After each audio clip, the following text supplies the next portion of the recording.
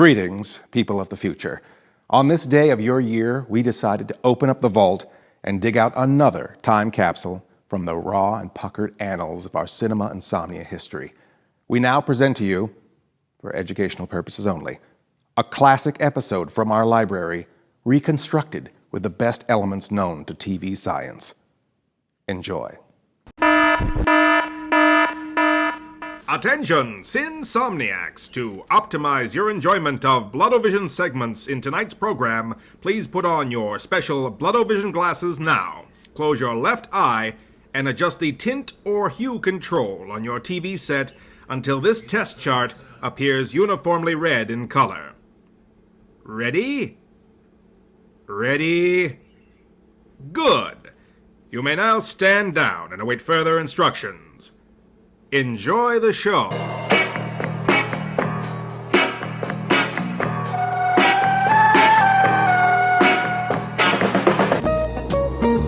You are under my power.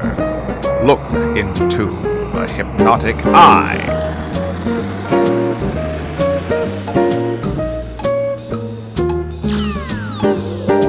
Time now to enter Mr. Lobo's domain. Look out! Open your mind to the possibility that they're not bad movies, just misunderstood.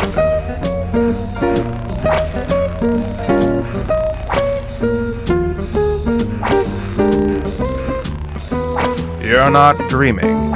You're watching Cinema Insomnia.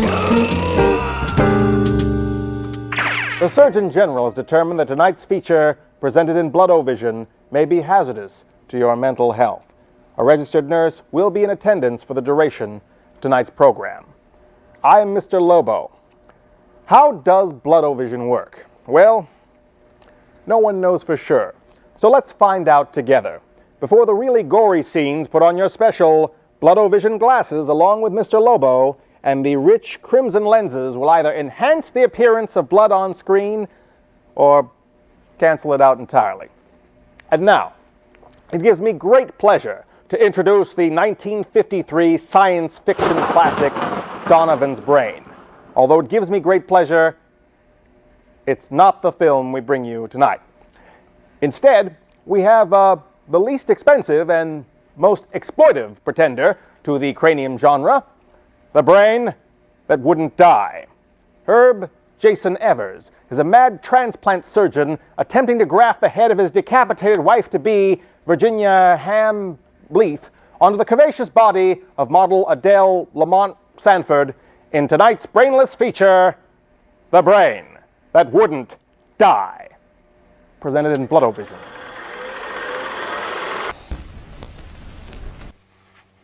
Let me die. Let me die.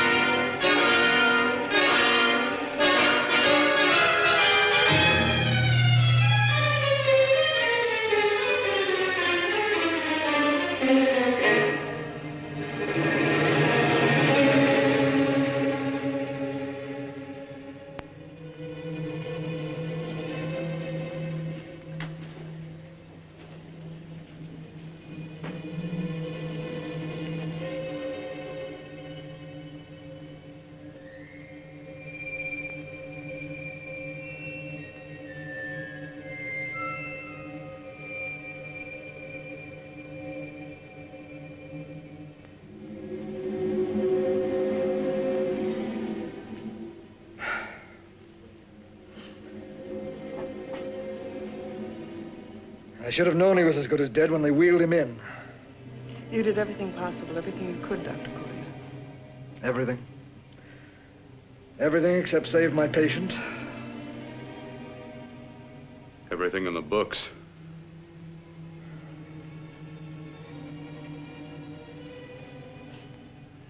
Now, Dad, do I have permission to take over and try things my way? The operating room is no place to experiment. He's dead. I can't do any harm.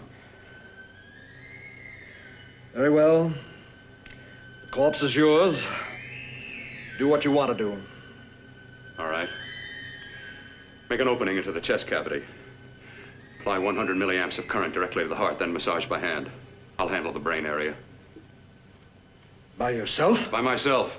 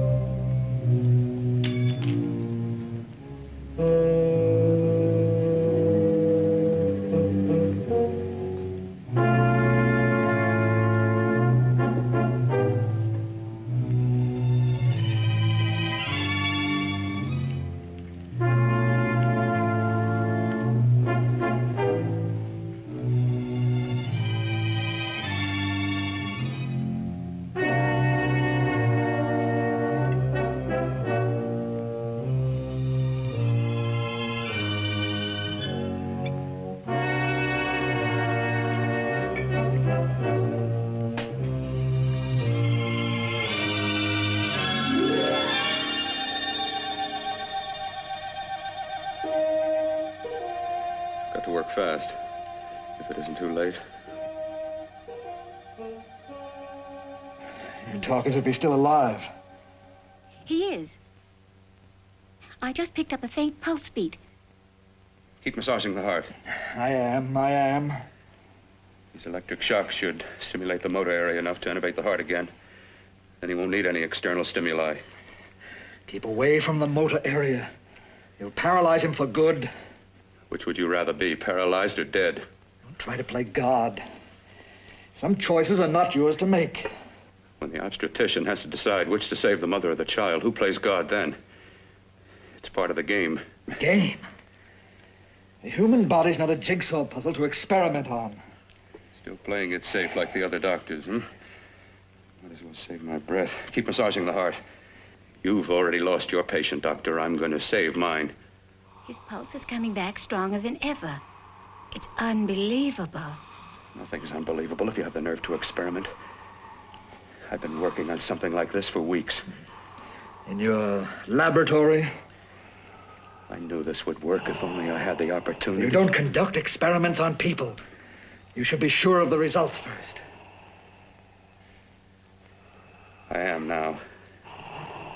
Stop massaging the heart. Let's see if it can take over by itself.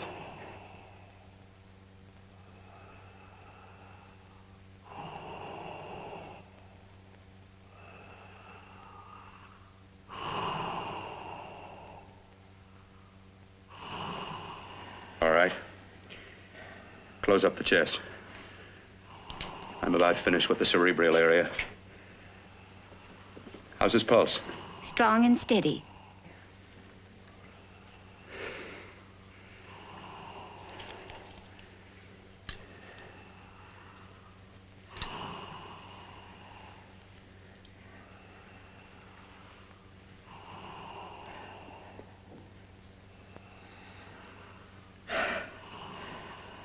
You did perform a miracle.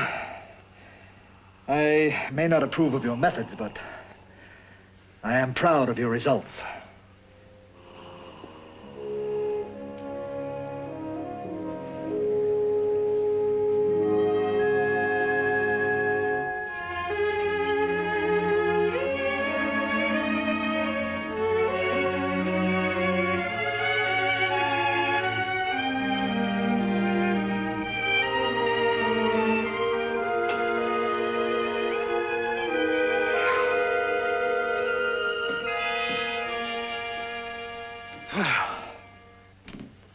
That was an amazing, even an extraordinary operation, son. But it still is too risky, too uncontrolled. Saved his life. And the after effects, what about them? You've lost the urge to experiment, to explore.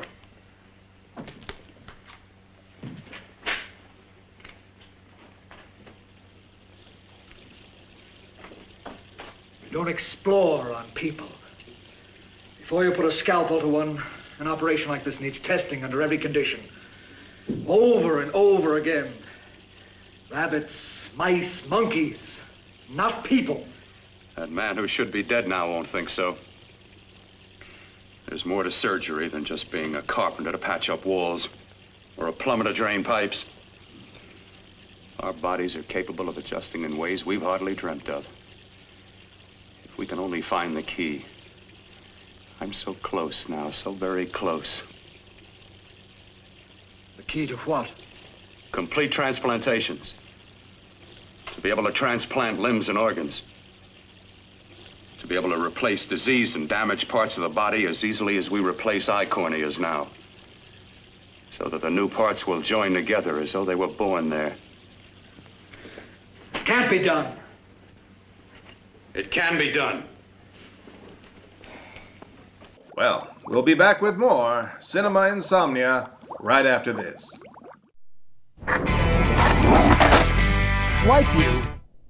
Like you, I love to shred. But even a hardcore skateboarder like myself slams sometimes.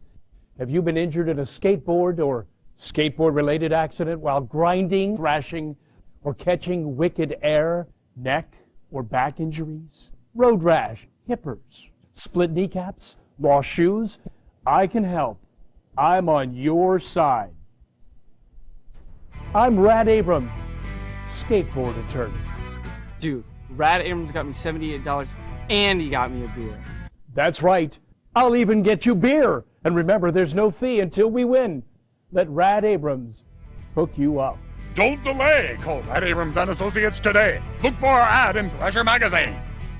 Later days, dudes. Black Belt Jones. The fastest, meanest, baddest that hit the big screen. He's quick, he's black, and he's back. Get ready for the punchingest, kickingest, choppingest dude on earth.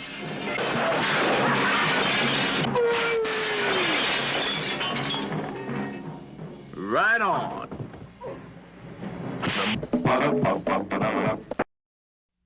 You're watching Cinema Insomnia. With my new special compound I've created, I'll do it. I know I can do it. Sure, that's what you say. That's what I know. I know I'm close.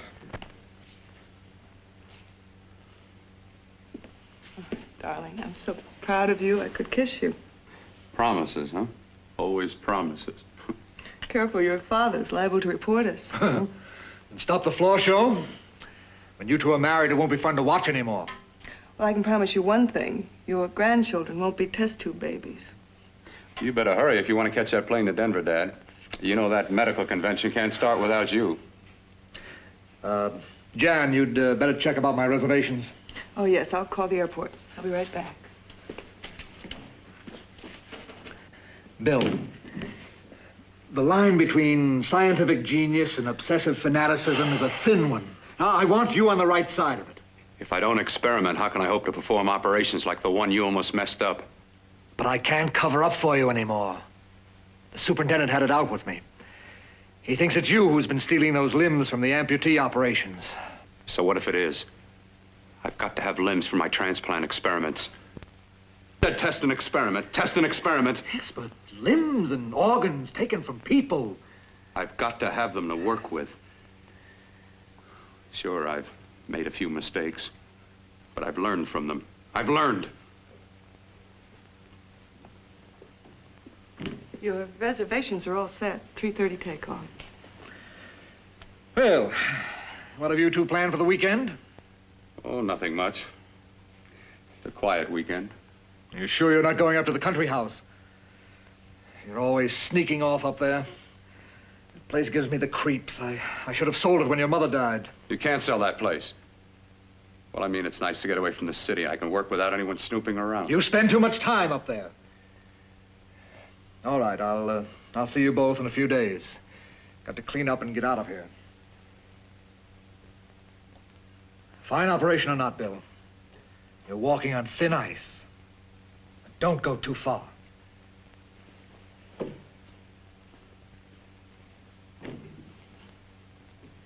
Oh, every time you touch me, I go out of my mind. I want to kiss you. Bill, I want to get married. I can't stand not having you. You've been wonderful. I'd rather be a bride. In a few more weeks, and nothing will keep us apart. We'll be together.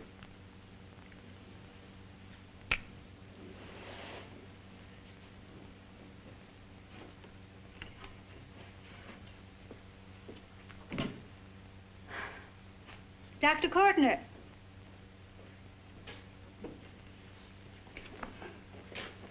I'm so glad you're here. I was afraid you'd gotten away. There was a very important phone message that came to you. It sounded quite urgent. I've been looking everywhere. It was from a man called Kurt. He called from the country place, and he said something terrible had happened. He wanted you to come right out. Thank you. Well, you've always wanted to know what's kept me away from you so many weekends. Have you got the keys to your car?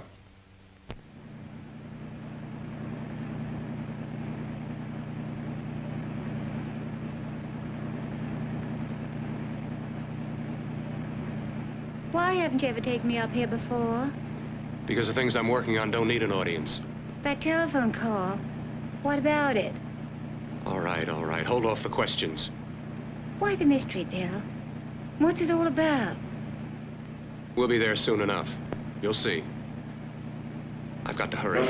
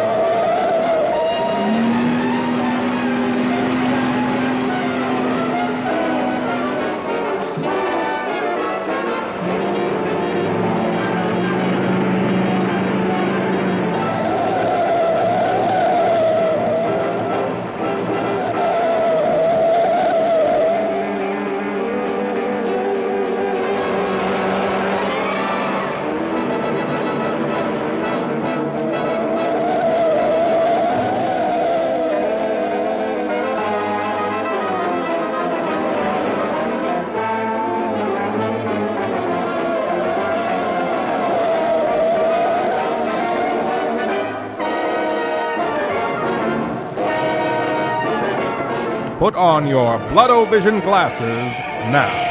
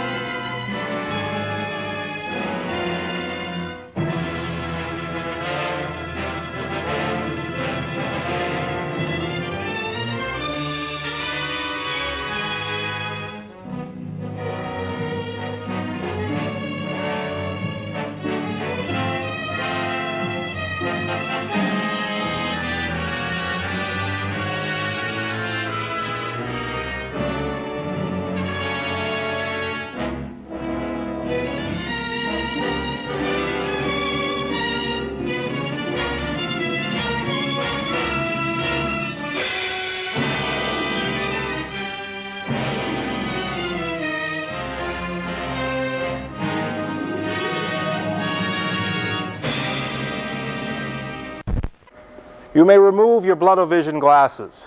Boy, that was unnerving, wasn't it, Miss Mittens? I'm sure that's similar to what Grace Kelly saw in her... Oh, you're thirsty? Let me give you some water. Oh, jeez! Oh, good Lord, no!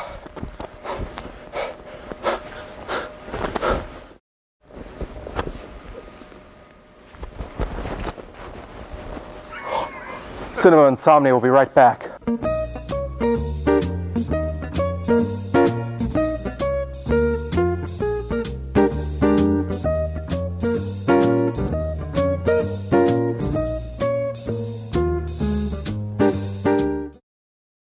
Warning, audiences everywhere are growing concerned about distasteful and gruesome films. This trailer depicts scenes that may offend sensitive viewers. If you are easily offended, cover your right eye, now. However, if you enjoy a good, broad-minded laugh, cover your left eye, now. I thought you were a trustworthy boy, but going out behind my back with that oily shop girl, kissing and cuddling in public. But, Mom, she's experienced. Lionel loves his new girlfriend. Oh! Almost as much as he loves his mother. Mom! But Lionel's mother is different. Your mother ate my dog! Not all of it. She's not very well. Your mother's dead, Lionel. Now, everyone else is not very well either. And they're getting sicker by the minute. I kick ass for the Lord! Soon, there won't be anyone left. It's quite a collection of stiffs you got down there. Who isn't? Brain dead. It's all right. You can look now. Brain dead. To look and feel sharp, use the stainless blade that outshaves all the others made. Yes, the Gillette stainless steel blade has the world's sharpest, easiest shaving, long-lasting edges. You get comfort that's unmatched, shave after shave. In fact, you're guaranteed more superb shaves than with any other blade. Shave Gillette. For the finest shaves a man can get.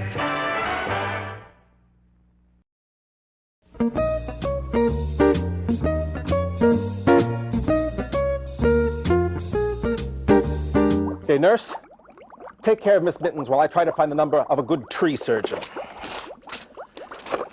Here we go. Dr. Green, transplant specialist. Trust your buds with us. Hello, Dr. Green? Why don't you mind your own business? I told you not to bother me here. I'm so very close to a breakthrough. It's an emergency, Dr. Green. Miss Mittens fell and broke her pot. She needs, emergency repotting. Miss Mittens, huh? What sort of bizarre relationship do you have with this plant of yours? I'm not sure what you're suggesting. Why don't you have Mrs. Lobo fix up your plant? Look, do you want the job or not? Perhaps. It was an interesting enough challenge. What if I told you that I could help bring you two closer together than any man and plant have ever dreamed? Excuse me one second. This may take a while. Let's return to reel 2 of the brain. It wouldn't die. All right, keep talking. All right, for God's sake, open the door. I'm coming. Matter? What's happened to you? It's been a terrible accident. I've got to save her. I've got to save her. What is it? What have you got there? Kurt, please. Sterilize the tubes and instruments quickly. Well, what are you going to do? Aren't you going to have a look in the closet first? No, I can't now. This is more important. But you don't understand. For God's sake, Kurt, this is urgent. Do as I tell you before it's too late. I can't waste precious time arguing with you.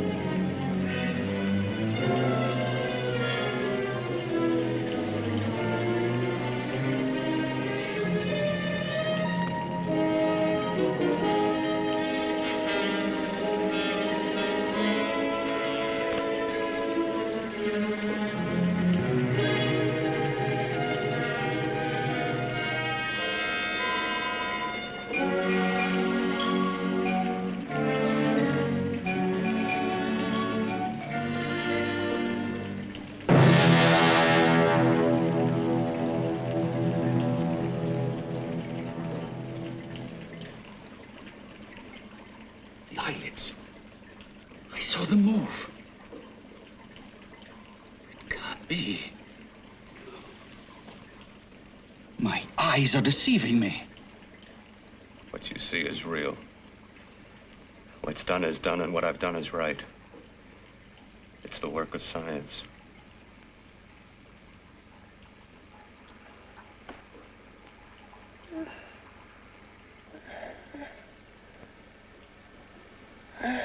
I'm on the fire. Burning.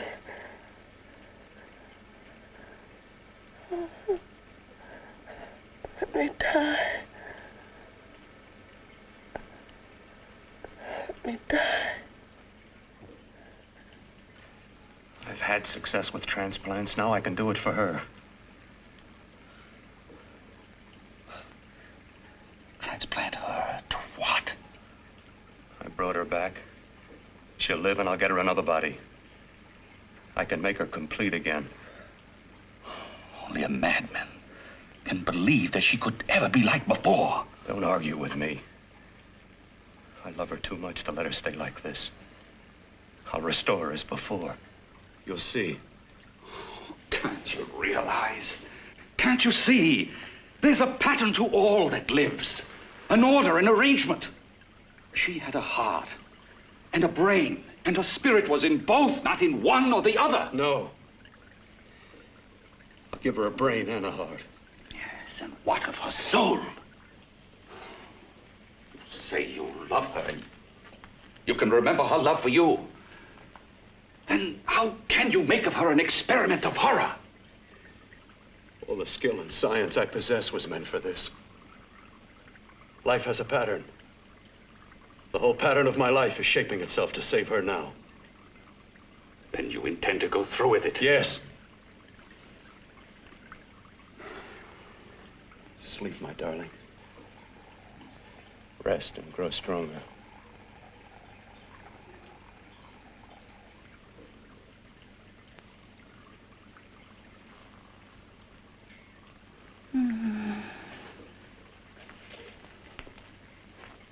How long do you think we can keep her alive under these conditions? 48. 50 hours at the most. Yes. And you really believe you can work a transplant on her successfully? Yes. Like my arm. Withered and deformed. Yours was an early experiment that failed. With her, I'm using my new adreno serum. Must work. I've got to go now. If the police or anyone call, tell them you don't know anything about it. I don't think anyone will trace us here because her body was burned in the wreckage. Yes, of course, of course. Look, Bill, before you go, do have a look in that closet. It's the reason why I called you up here.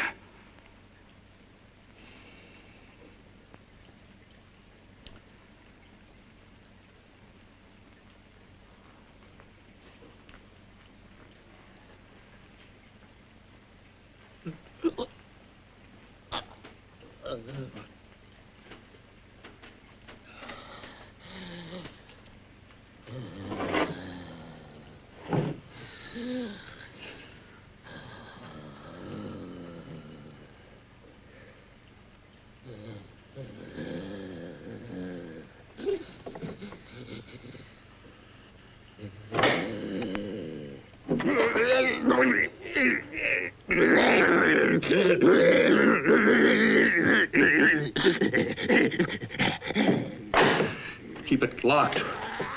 Last night it got so violent it almost broke out. Oh. No, not through that thickness. Keep it closed. I've got to think about her now. I've got to find her a body.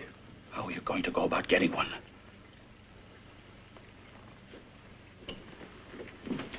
Bill, how will you do it?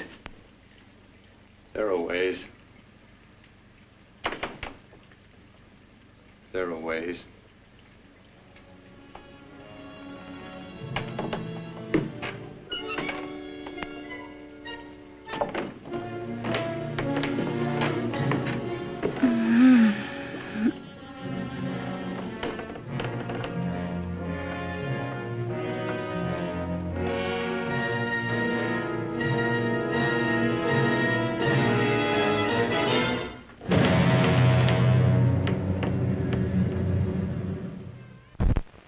Dr. Green has given Mr. Lobo something to think about.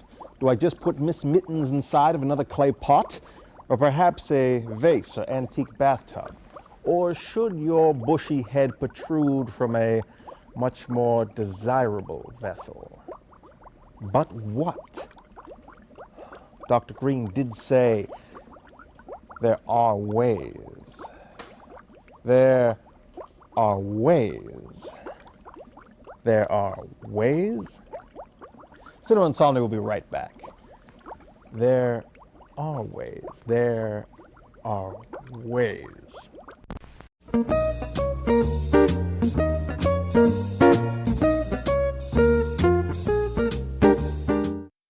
There's a new pet. Chia. Chia Pet, the pottery that grows. It's fun and easy. Soak your chia, spread the seeds, keep it watered, and watch it grow. And now grow a whole collection of fun with chia teddy bears, puppies, kittens, rams, wolves, turtles, bunnies, and a chia tree to keep your pets company. Chia Pets and Trees, the pottery that grows. Chia Pets and Trees are available at Eckerd, Revco, Rite Aid, and Kmart. Makes a great gift. He's a world-famous brain surgeon. The only time we doctors should accept death is when it's caused by our own incompetence. Ten-blade scalpel, Metzenbaum bomb scissors. Who wants only one thing in a woman. That cat out of here. The perfect mind in the perfect body. Steve Martin's out of control in The Man with Two Brains. He's not drunk. He's dead. Dead? My God, I better get her to a cemetery right away. 10. Jumpy? 6 weeks and you haven't made love to your wife yet? Into the mud, scum queen! Oh, you have no hair. Oh, sorry. Dr. Dead!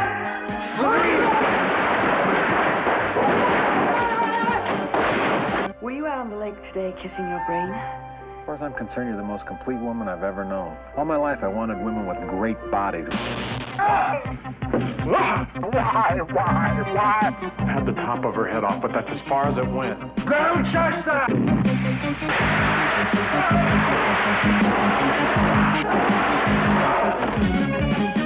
Steve Martin, the man with two brains. You'll laugh your cranium off.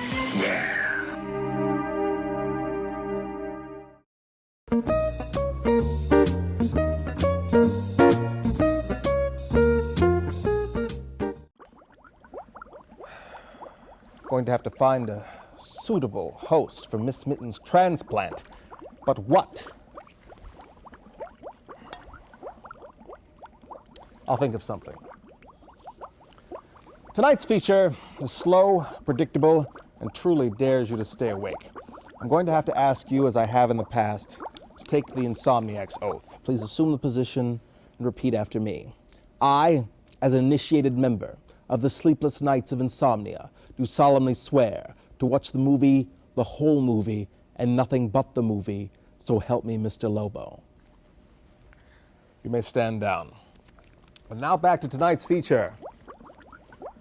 The brain that wouldn't die. Let me see this again.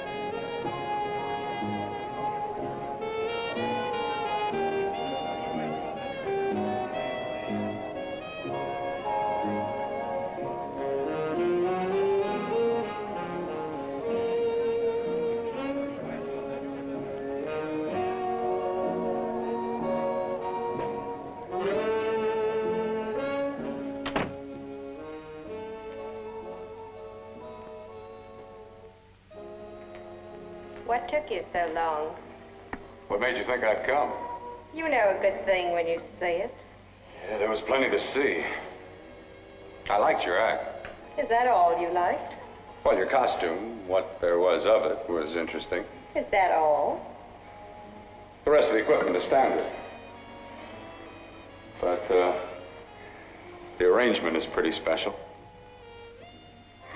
You know, tourists just looking at the sights.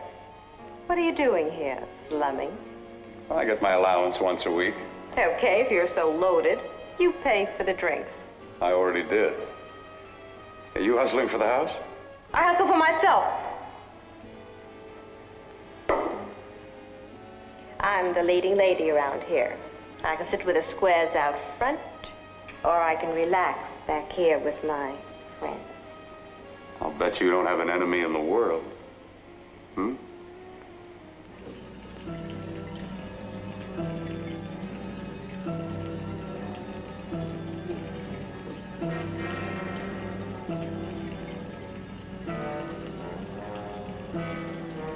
Let me die.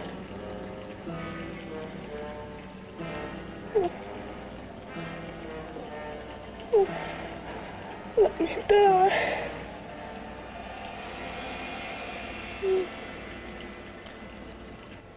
Where are you from? Oh, around. Just looking around. When you get done looking, then what? I operate. I get your message. You're coming across. You could flip any chick in the house. Why me? Oh, like I said, I'm looking. Well, you don't have to look any further. I'm not going to fake it for you. When do you go on again, When? Relax. I got another show yet, but it could be for you. Oh, I was just asking. Try taking. Are you getting nervous? I'm over 21. Oh, it isn't that. I've just got things to do. Things to take care of. Well, if I don't exactly make you sick, what could be more important that could be taken care of right now? Well, I've got to see about helping somebody. Somebody who needs my help very badly. You can't cut out of me now, baby. Now when you got me feeling so good, I'm so warm all over. I'm good for you. I know I'm good for what you want. You may be just what I'm looking for.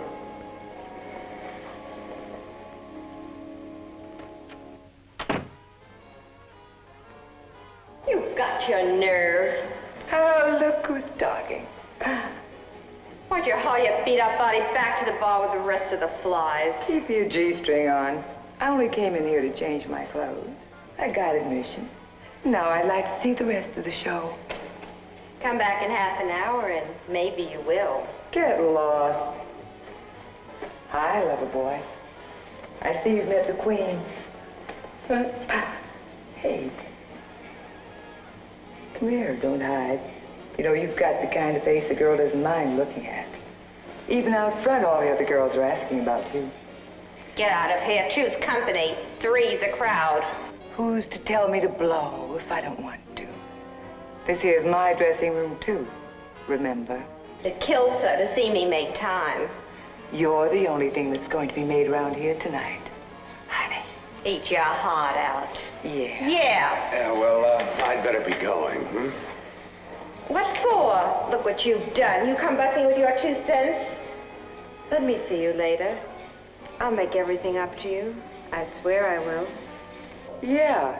Come on back later. I'll remember you. Yeah, that's what I'm afraid of.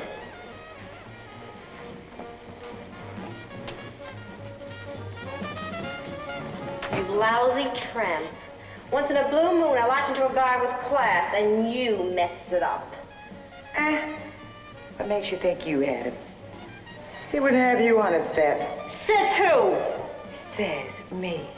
What's a guy like that want with leftovers for? Leftovers? Why, you cheap third-rate stripper! You are going over! You cheap bleeding! Let go!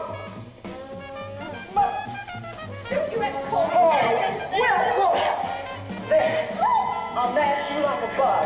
You should try. Oh, I'll try all right. Meow. C is for cat. Cute little cat. The cutest little kitten's ever seen. A cat can wear a funny hat. A cat can dress up like a little queen. There's tomcats and sally cats, pussy cats and alley cats, with silky tails and nice soft paws. There's even a cat like Santa Claus. Do you love cats as I do? If you have 1, 2, or 8, or 12 furry friends roaming around your living room right now, you can have your very own unsecured Cat Lovers Platinum FISA card with a $10,000 limit and a low 28.9% interest rate. There's no better way to show the world that you love cats, live alone, and are hurting inside than by flashing a genuine FISA card adorned with a fluffy kitten, the most noble and respected of fluffy creatures. If you're a frustrated woman child with the consumer taste of a 12-year-old girl, and sometimes you buy stuff to fill the emptiness, call the First Bank of Mutual Savings Redundant First Bank for our Cat Lovers FISA card. Your cat will love you for it. And gentlemen, ask about our Star Trek FISA card. Ouch.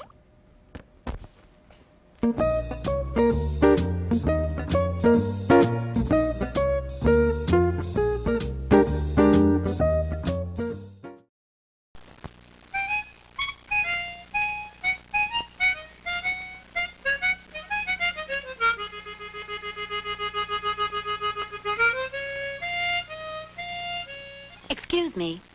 Yes? Excuse me. What's new in cat food? Today's your lucky day. We just got in these new Puss in Boots flavor packs. The latest thing in dry cat food. Flavor packs come 8 to a box, and every pack's a measured meal. So every time you eat, you get everything you need, all your vitamins. It's a complete diet in just the right amount. Very convenient. But why do they call them flavor packs? Each meal is sealed. They taste great because the flavor can't escape. Here. You know, that's great. I'll take it. A tasty, dry cat food. That's what I've been looking for. Every cat comes in here switching to flavor packs. Well, after all, who knows more about cats than Puss in Boots?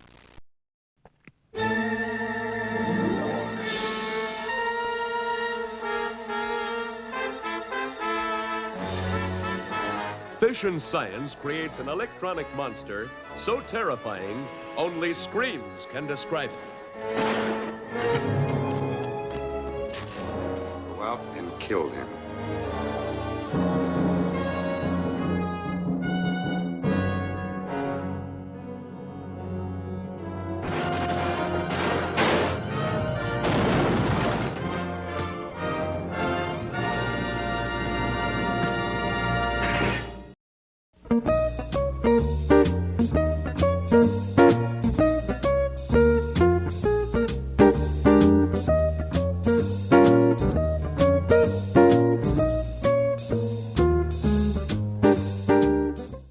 Creature Features host John Stanley writes this about tonight's feature.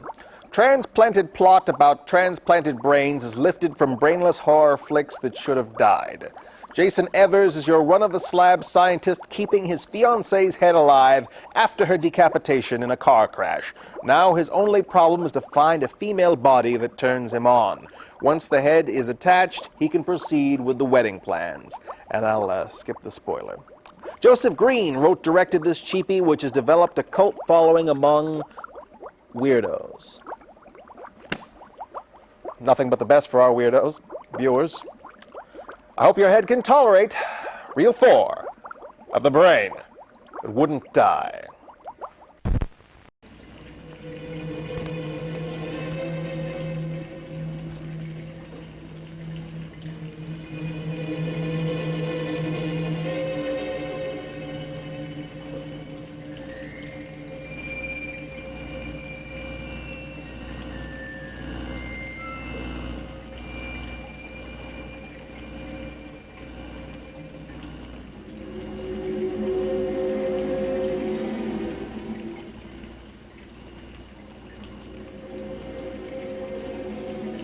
You. Inside the closet. What has he done to you?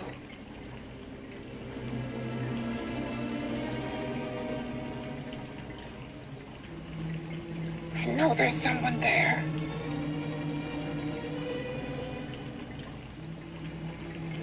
Knock once if you hear me.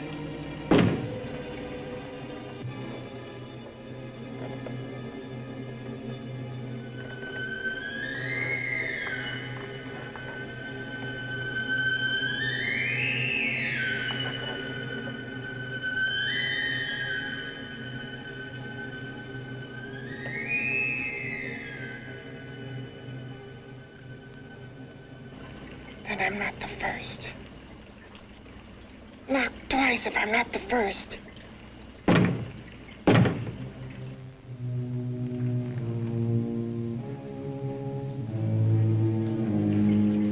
He should have let me die.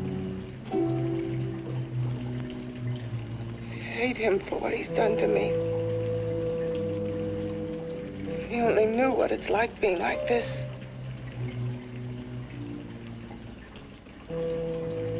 Know what it's like.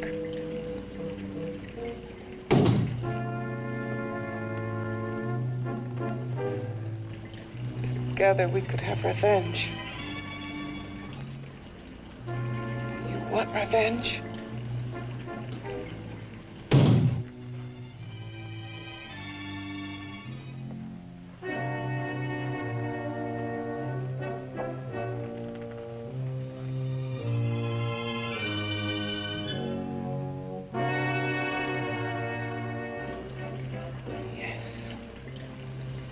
You the thing inside and me the thing out here.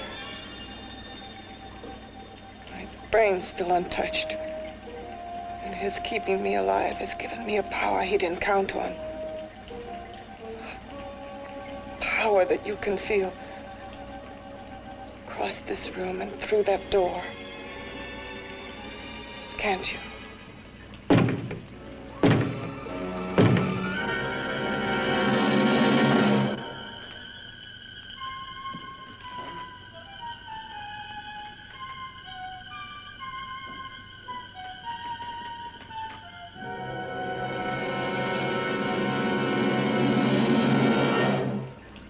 Together we're both more than things. You're a power as hideous as our deformities. Together we'll wreak our revenge. I shall create power, and you will enforce it. You, the thing inside. Be the thing out here.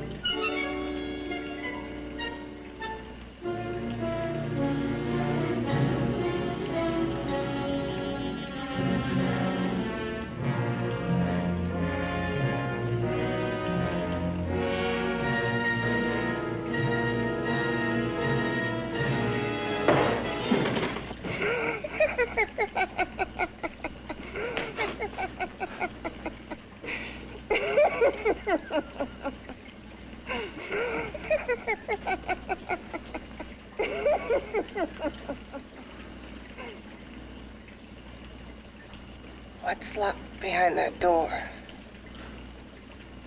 Horror. No normal mind can imagine. Something even more terrible than you. No, my deformed friend. Like all quantities, horror has its ultimate. And I'm that. There is a horror beyond yours. And it's in there. Locked behind that door. The paths of experimentation twist and turn through mountains of miscalculation and often lose themselves in error and darkness. Behind that door is the sum total of Dr. Courtney's mistakes. He had no right to bring me back to this. Perhaps not. Who knows? But you should know that before he injected the serum into that, it was but a mass of grafted tissues, lifeless. Just lay there, weighted down with its transplants of broken limbs and amputated arms. But with this serum, it began to breathe. It's impossible. Would you have thought possible what he's already done? Take yourself. He's brought you back. You live. Only a few years ago, all transplants were impossible. That's what he's been doing up here where no one could see his work. Yes. Experimenting with transplants on that. And on me. Letting him tear away my flesh time after time, test after test. My hopes shattering with each grafted arm he fastened to me. Watching it wither and warp instead of strengthening. You see, he's learned from his mistakes. And you stayed with him, helping him in his grotesque work that he claims is for science. Was there a place for me on the outside with this? A world where eyes would look upon me with pity and people would turn away from me in disgust? No. The alcoholic has his bottle. The dope addict his needle. had my research. I used to be a surgeon. It was my life. And one night in the laboratory there was an accident. They had to amputate my arm.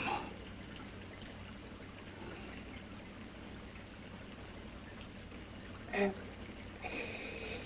he has used you to... I had no choice. He was my only hope. A surgeon needs both his arms, not just one. Well, you see, my transplanted grotesqueness stayed. So did I. I live only for the day he can work a successful transplant to my body. That is why I stay. Transplant my head onto another body. Yes. And he's insane with the belief he can do it. But the tissues of my body would reject the tissues of another. Reject it as the foreign substance it is. The transplant would never take it, would never stay in place. My blood's antibodies would attack it as they attack any invading matter. Yes, but his new discovery, this new serum, may change all that. The Science Fiction Encyclopedia and Mr. Stanley's Creatures Features movie guide claim that The Brain That Wouldn't Die was made in 1959. However, Leonard Moulton and Video Hound's Golden Movie Retriever place it at around 1963. Mr. Lobo happens to know the truth. I remember I was chatting with Joey, the director, at the time at the premiere of Psycho back in 1960. Mr. Hitchcock suggested that he should use chocolate syrup for the blood in The Brain That Wouldn't Die because it worked so well in Psycho. Joe finished the film later that week. Of course, because of budget and dietary restraints, he used carob syrup. But the fact remains that tonight's film was completed in 1960. And if you don't believe Mr. Lobo, do what some of our brightest film critics often fail to do. Stay for the end credits.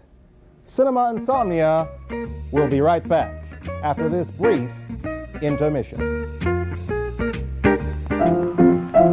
Let's all go to the lobby. Let's all go to the lobby. Let's all go to the lobby to get ourselves a treat. Delicious things to eat.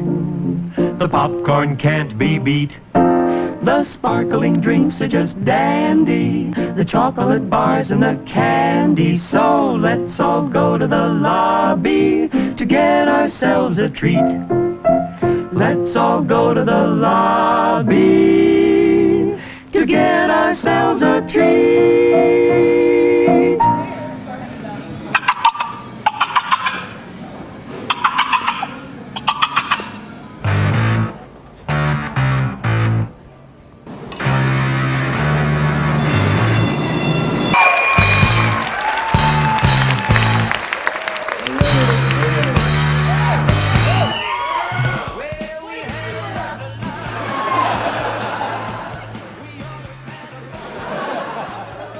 Hello, Sacramento.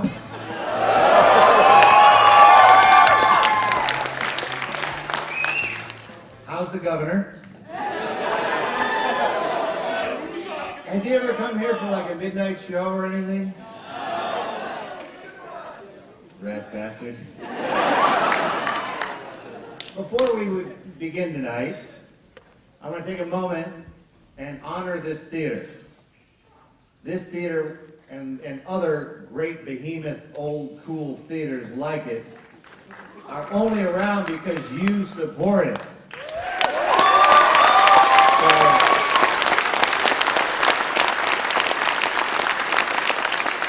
So many of these big behemoths have been torn down due to urban renewal. In Detroit, they gutted one and built a parking lot inside of it. And on like the 4th floor of the parking structure, they left the ceiling. So if you parked up at the top, they had the beautiful painted ceiling with the twinkling lights. Yeah, Detroit's a classy place.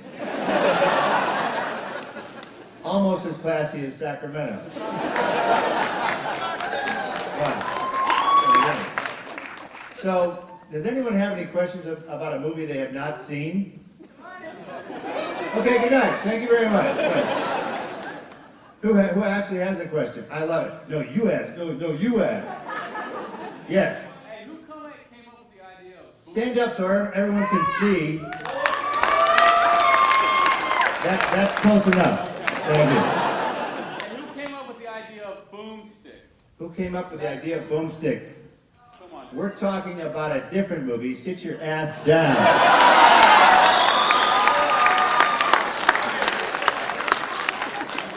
Questions about a movie they haven't seen, not one they've seen 1,000 times. Oh yes. Where'd you get? Say groovy. Hey, that was good. Who said that? Part 4. You're in it. Because I'm not going to be. Yes, I'm sorry to get distracted so easily. No problem. What was it like as a first-time director being behind the camera this time? What was it like being behind the camera, other than the Hercules and Xena episodes and VIP episodes that I directed? I learned a lot. I learned a lot from directing VIP with Pamela Anderson. She brings a whole new meaning to the phrase two-shot. I'll be here all week. I'll give you some background about the movie. It's made for the Sci-Fi Channel. No, that's a good thing. Because the original idea for this movie came about, I'm embarrassed to say, 18 years ago. The idea was given to a friend of mine, David Goodman, in a rowboat in 1986. So, it's always the yahoos in the bag, too. I'm going to ask them, you ask.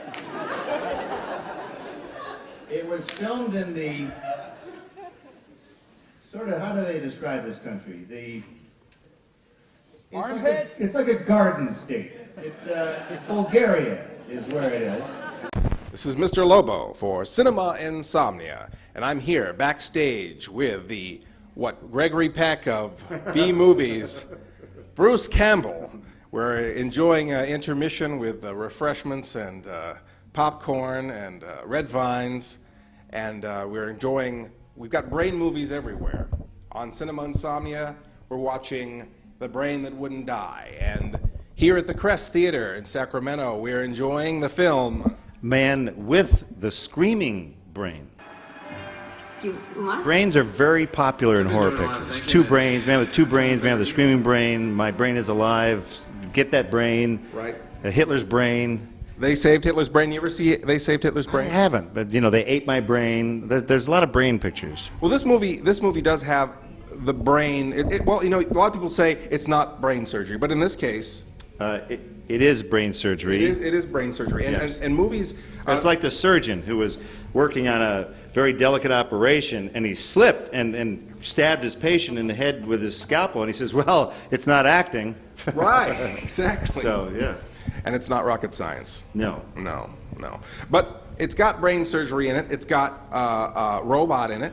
Yes, it's a sordid tale of greed, betrayal, and revenge in a strange country. Absolutely. Bulgaria. Bulgaria, yes. Now, I understood you originally wrote this film for East LA. Yes, so we didn't have to do any adaptations at all. Excellent. So it translated well from English to Spanish to Bulgarian. Yeah, we actually even did a Chinese version for a company that was very concerned about making fun of minorities. So it went from English to Spanish to Chinese to Bulgarian, and nothing was lost in the translation?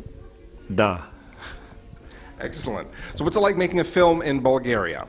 It's a challenge because the people are good, hard workers, but under communism, you waited for someone to tell you what to do.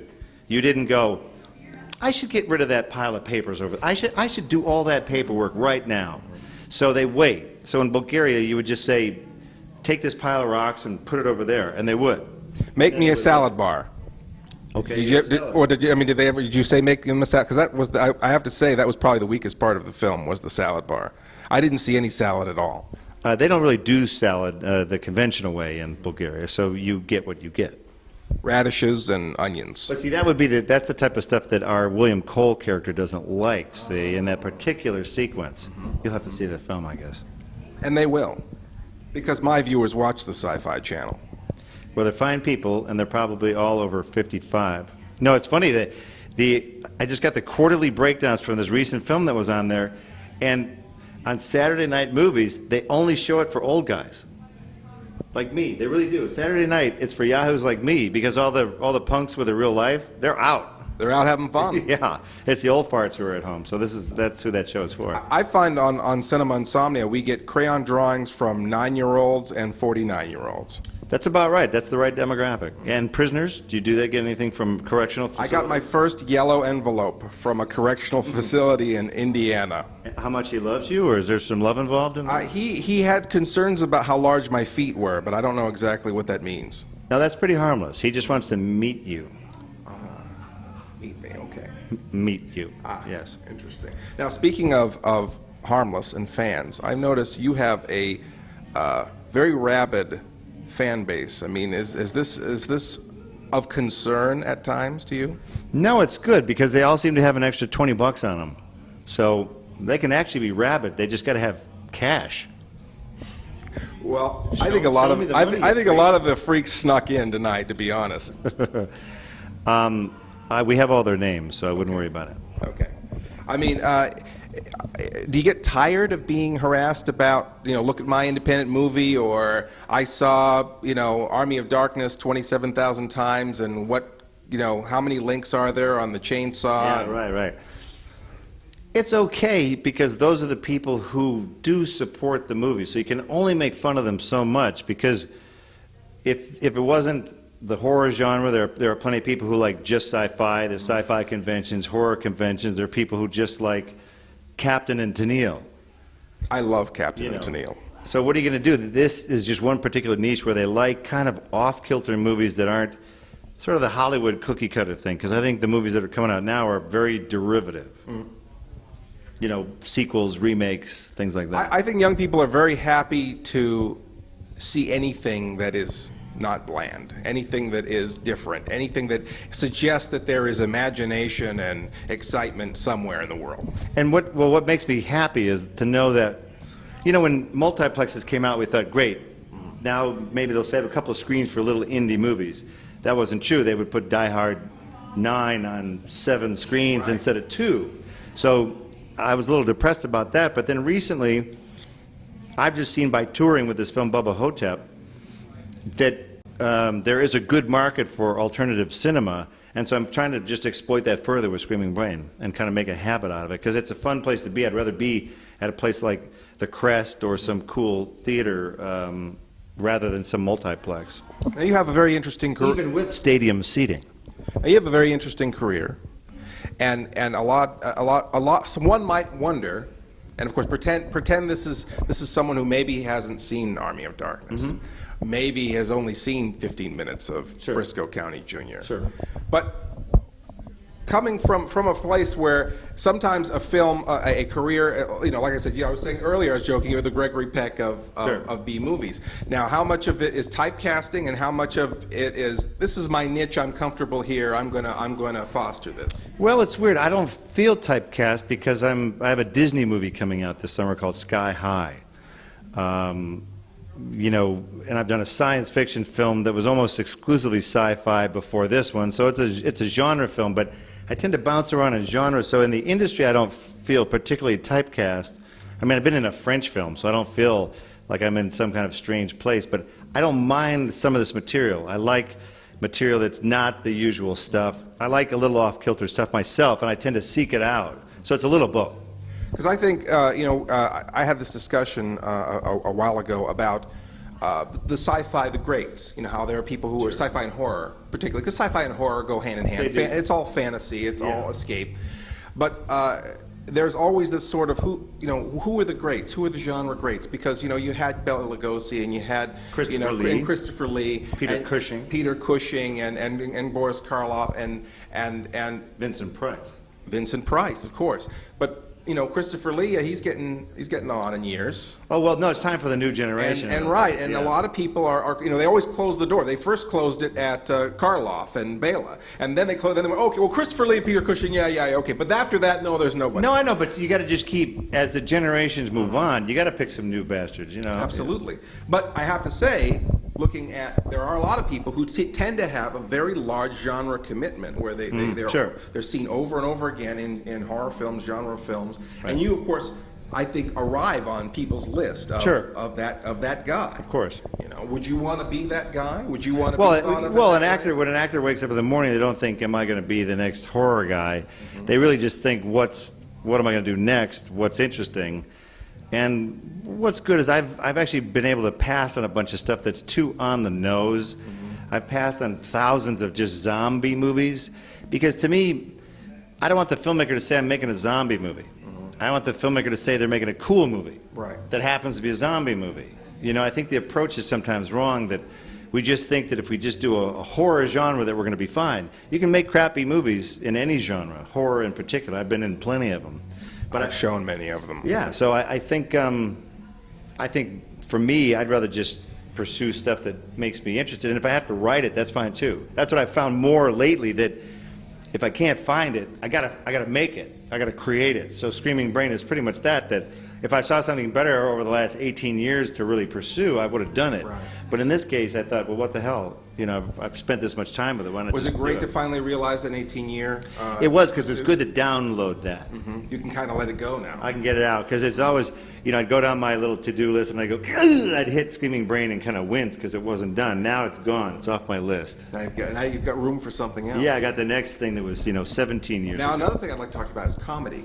It seems to me that you seem to balance the horror and the comedy quite a bit. And a lot of people, some people don't like that. Some people think that it's essential, where you need like the tension and the release, and that the two play off each other really well. Well, look, it's the reason why some people like the first Evil Dead, because it's a melodrama, and it's not really a comedy, even though people do laugh at it. The second one is sort of a combination of horror comedy. We call it splatstick. Splatstick. The Army of Darkness comes along. It's really more fantasy. So there are some people who just like Army of Darkness because they like the lighter, funnier fare.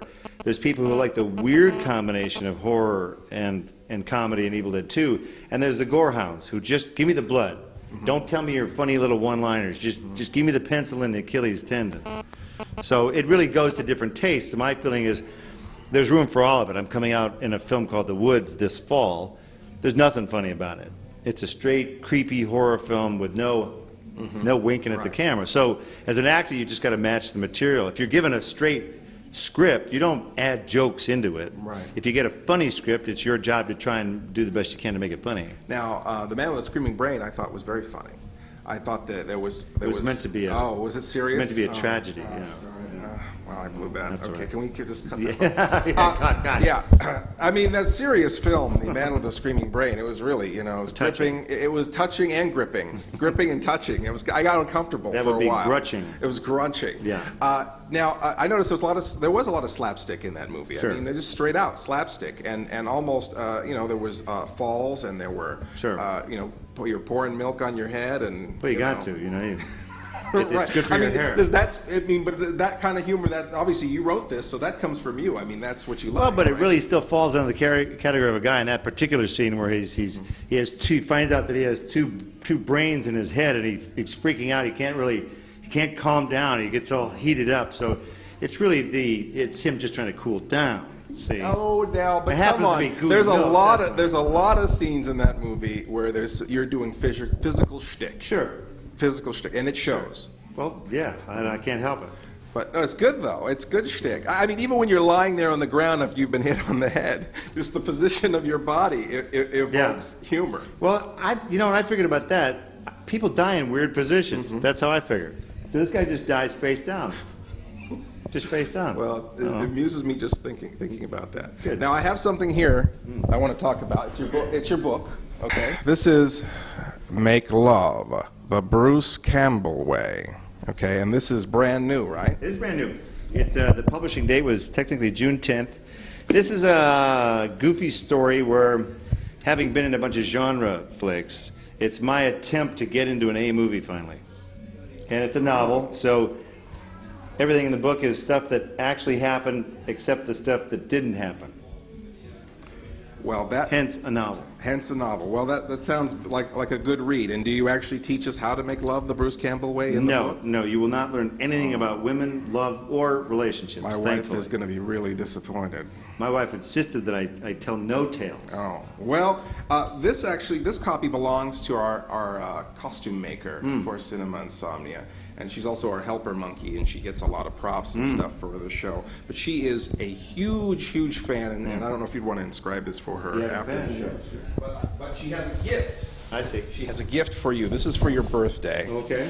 And I wonder if you can guess what it is. I have no idea. The Zombie Survival Guide, Complete Protection from the Living Dead. Now, strangely enough, she got me that same thing for my birthday, so I don't know what she has in store for us, but... And there's a card, too. Oh, my goodness. Should we see what it is? Let's take a look. Hopefully there's money in it. Bruce, room 622, the 10 o'clock on... I'll just put that back in there. Nice picture. I'd keep that. Yeah. Well... We're here with Bruce Campbell. We're learning a little bit about, maybe a little too much about Bruce Campbell tonight. And it's your birthday when? Because I didn't know your birthday June 22nd. Oh, okay. Wow, so she's right on it. Yeah, she's right on time of the action. Plus Father's Day. It's a double whammy. And now you have how many children? I have 2 children. Boy and a girl? Mm-hmm. What are the ages? 20 and 17. They're not children. No. Those are adults. No, those are, semi-adult children. And what do they think of Bruce Campbell and what Bruce Campbell does? They don't really think of Bruce Campbell. They just do their thing.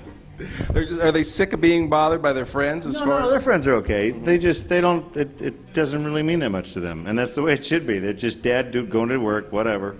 Oh, you're covered with blood this week? Oh, fine. Oh, you're a cowboy? Oh, that's nice. They're okay. It's very healthy. So they're pretty much bored with it by now. They're just like I might as well be working for IBM. Wow. So all of you guys working at IBM right now, you're living the life of Bruce Campbell. Yep. How about that, guys? Huh? Yeah. That cubicle has never looked so good. That's right. You're cool after all. Mm-hmm. Well, Bruce Campbell, thank you very much. Thank you, sir. All right. I really appreciate it. Now, do you have a favorite Brain film other than your own? There was a brain that crawled and it flew and it sucked people's brains out it like wrapped around. What was that? It was a Fiend Without a Face. Fiend Without a Face scared the crap out of me. I saw it late one night before school, and the next morning waiting for the bus, I was still thinking about this movie. It was very scary. That creeps me out thinking about it now, yes. Well, Fiend Without a Face, there's your brain movie pick, besides The Man with the Screaming Brain, which you have to watch on the Sci-Fi Channel every time it comes on, because I think it's scheduled for about 20 airings. 47 airings. 47 yeah, airings. Exactly. And then you have to go buy the DVD. Da. That's what they would say in Bulgaria. Yes. Right. So, again, Bruce Campbell, I think we're wrapping this up for the second time now, yes, so we'll do it for real. Thank you. This will be even better than the first wrap-up. Yes, and you'll enjoy that. That's a good book. It's written by Mel Brooks' son. Really? Yes. So he knows everything there is to know about zombies. You should have written this book, I think. Somewhere in Bulgaria, a crime is about to be committed. Where I come from, a little place called America, the customer is always right. Too bad you're here now. 2 very different men are killed in a crime of passion, and their world turned upside down. Bring those bodies to me. I will prepare the lab. Da.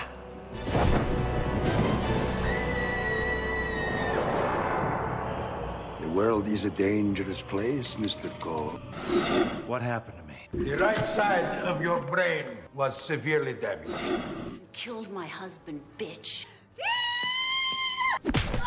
1 man, 2 different minds. We gotta find the woman that killed us both. But a common goal. We'd like a drink. What can I get for you? Scotch on the rocks. Vodka or nothing? Vodka tastes like lighter fluid. I agree. Scotch tastes like piss water. No, it doesn't. In a world turned upside down, Stop the car! Mother of God! 2 opposites must work together. I'm looking forward to this. To settle a common score. That's him! He raped me on my wedding day! This just keeps getting better and better. And in the final showdown, Not bad, Charles Bronson. all bets are off. We're getting the snot beat out of us. That's because you fight like a girl. Correction. We fight like a girl. Man with the screaming brain. It's showtime.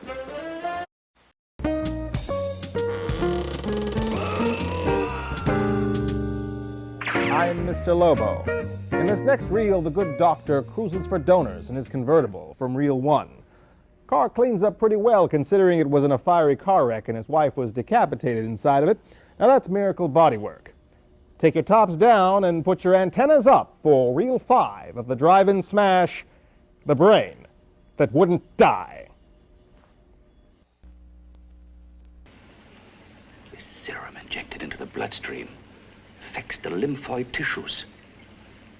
Here, in the neck. The lymphoids that provide the antibodies for the blood that detect foreign transplanted matter.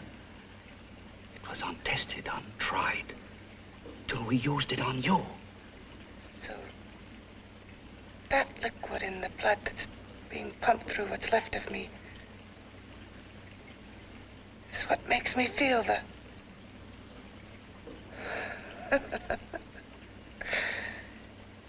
He may produce results he didn't ask for. Results? You mean like this?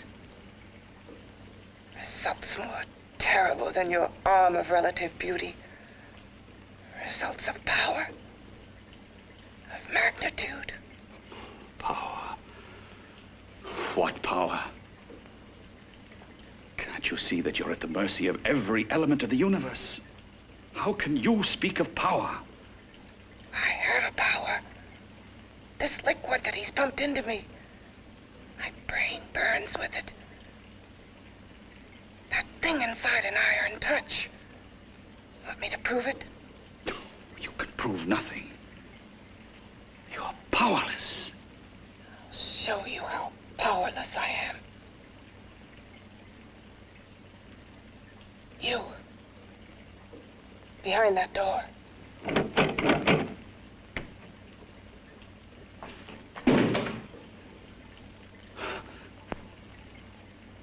Let me know if you hear me. Whoever, whatever you are, I command you. You understand me. I'm only a head, and you're whatever you are. Together we're strong, more powerful than any of them.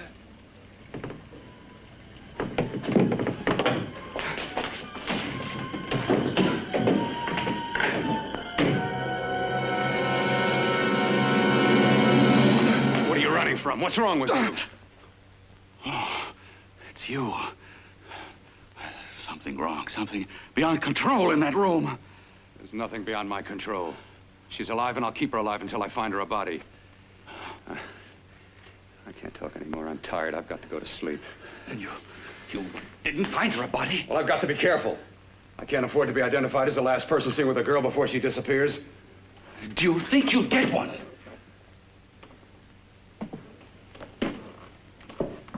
There are many things left for tomorrow.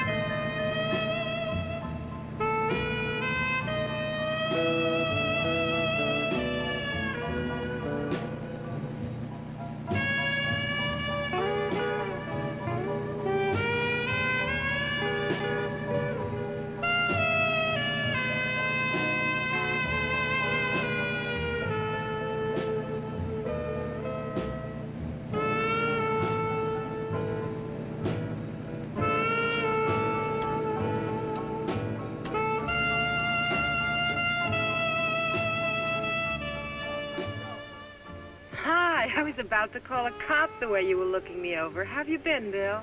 Oh, just fine, Donna. I haven't seen you for quite a while. Too long. I'm still waiting for that call you once promised me. Well, you know how it is with interns. All work. All work and no play even makes for dull doctors. You're gonna lose that bedside manner of yours. Say, how about a little side course in anatomy? Yours? Anytime. No, not mine. A Body Beautiful contest. You know, bathing suit models. Plenty of females on the hoof. Your eyes will have a field day. Interested? Well, why not? You're just what the doctor ordered. Come on, jump in. On second thought, I just remembered I've got to stop by my place and take care of a few things. It'll only take a minute. You don't mind, do you? I always follow the doctor's orders. Anything you prescribe, I'll take. That's what I like about you, Donna. Always so obliging. Hey, Donna, where are you going? What's the hurry? Hi, Jeannie. We're going to look for some bodies. You mean the contest? Yeah. Got any room for me? Oh, sure, plenty. Bill, this is Jeannie Reynolds. Jeannie, this is Dr. Hi. Phil Kortner. Hello. Hop in, but first we got to stop off at his place. Sure.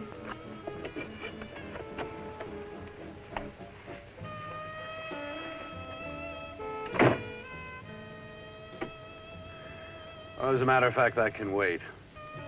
Now that there's two of you, we'll have to wait. Guess he thinks there's safety in numbers. Well, this time there is. We promised not to hurt you. And I promise not to hurt you.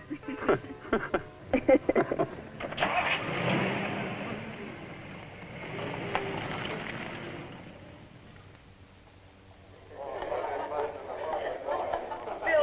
city. Yeah, looks fine.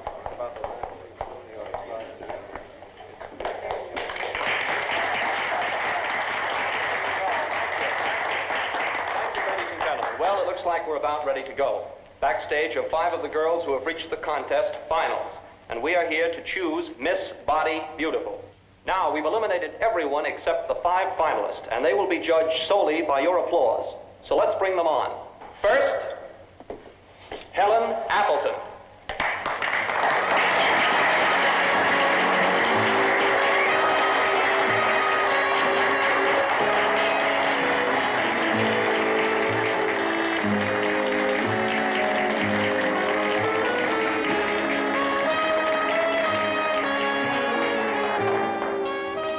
Betty Brockton.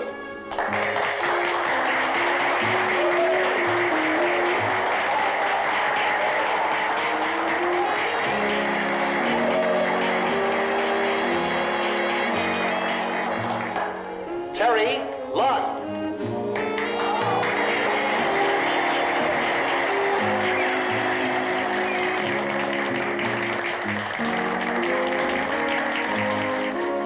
Peggy Howard.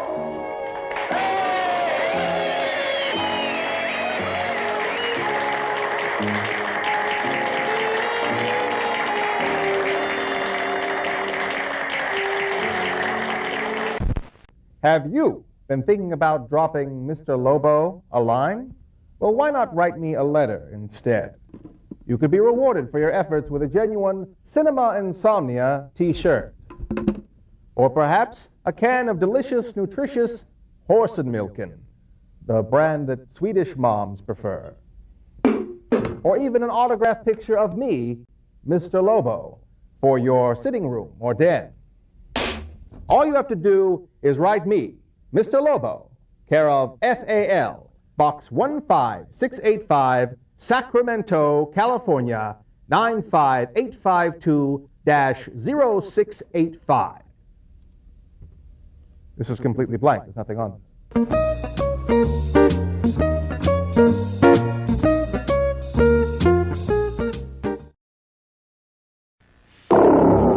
This is drugs.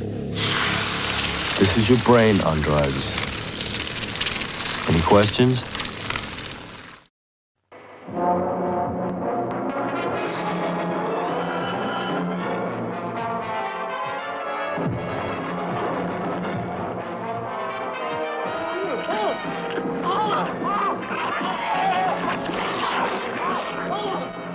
Brain, it's gone. That's not all. The entire spinal cord is missing. But that's incredible. It's as if some mental vampire were at work. Does it come from another country or another world? This terrifying menace that G2 must destroy before it's too late.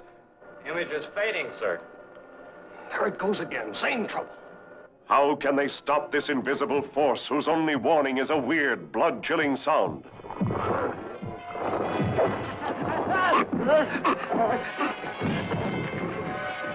Only two people still alive can help this agent find the answers. The girl who could be a spy, and the scientist who could be the destroyer of the entire human race. We're facing a new form of life that nobody understands. I believe it feeds on the radiation from your atomic plant, and that it's evil.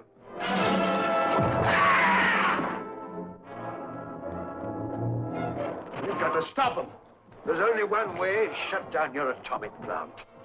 If I can get through, I can blow up the control room.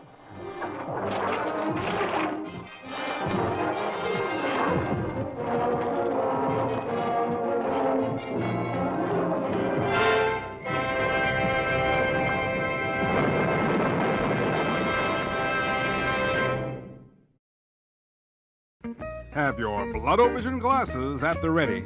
Cinema Insomnia now returns to the brain that wouldn't die.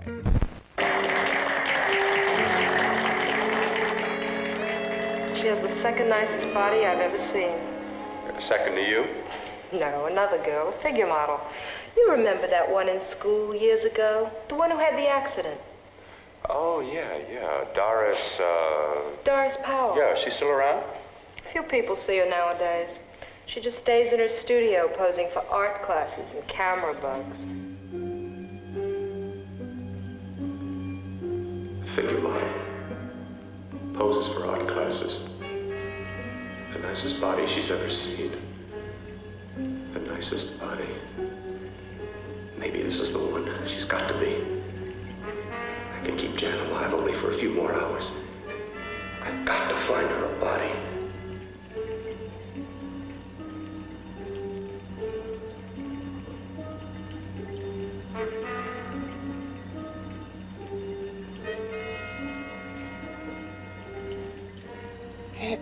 He intends to kill somebody. To rob them of their body. Do you hear me?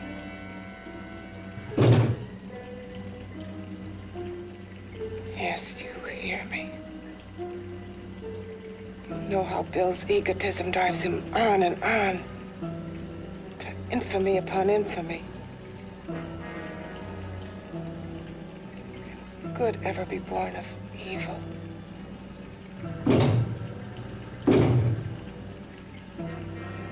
Yet he claims his work is for science, for humanity.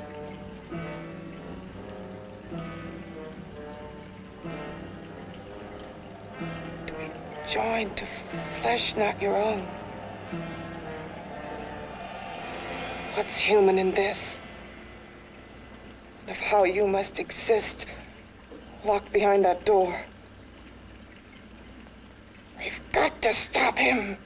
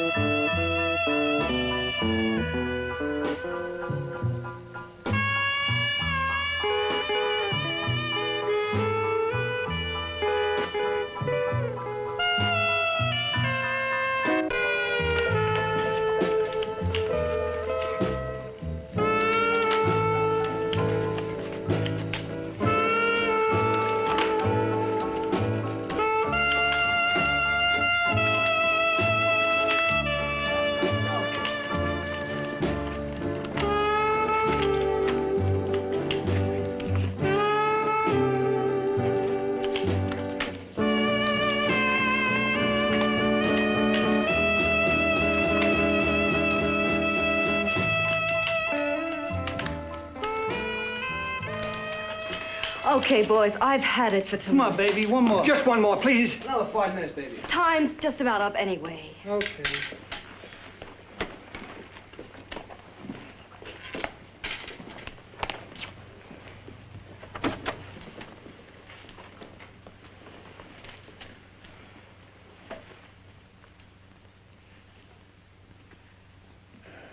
Say, Doris, would you like to have a drink with me? Just you and me, away from everybody? Someplace where nobody will butt in, where you and I can really be alone. No, thank you. How about posing for me? Private like.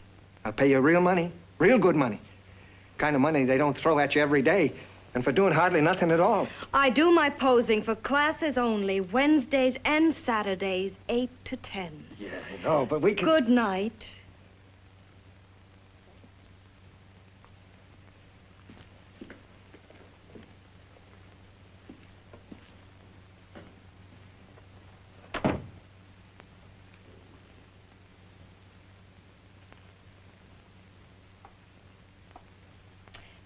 See it all, mister. The show's over. Next time, bring a camera and buy a ticket. I'm not running a charity. You don't remember me, do you, Doris?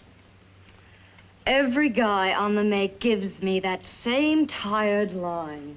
I'm Bill Courtner. Bill Courtner. Long time ago, that fight. You almost tore that wise guy apart for making fun of me. After my accident.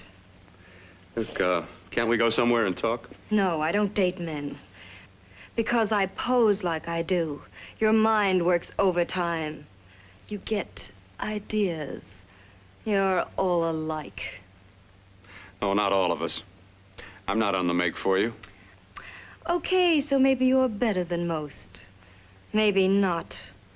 I still hate all men. I hate them for what one did to me once. Have you forgotten? Well, have you? No, I haven't forgotten. Well, neither have I. I carry the memory around with me.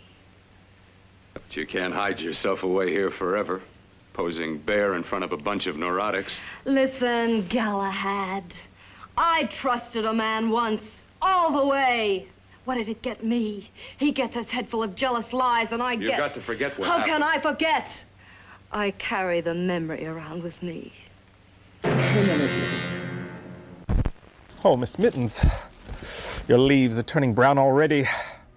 Perhaps if I could find another plant with a great planter and a scar across one leaf, and then we could... No. Dr. Green and his assistant will be here soon. They'll fix you. They fix everything.